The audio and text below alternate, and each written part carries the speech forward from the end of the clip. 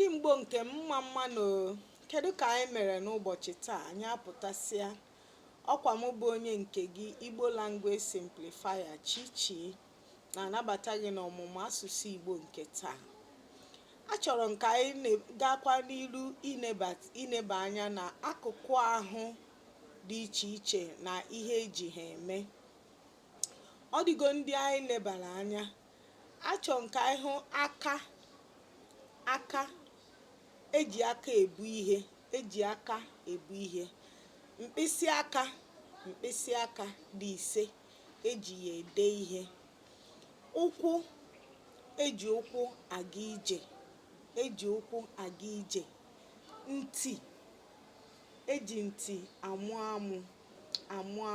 ịmụ amụ ogosi na ntị gị, ntutu isi eji ntutu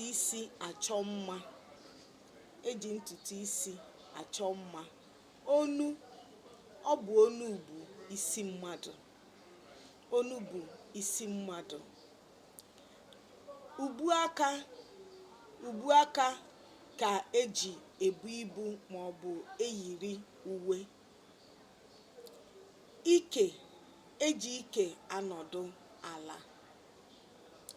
Sonyekwa m ka anyị na-elebakwa anya na akụkụ ahụ mmadụ dị iche iche na ihe eji ha eme. O nwere ihe ị mụtara taa? Share, like and subscribe to my channel. Bye.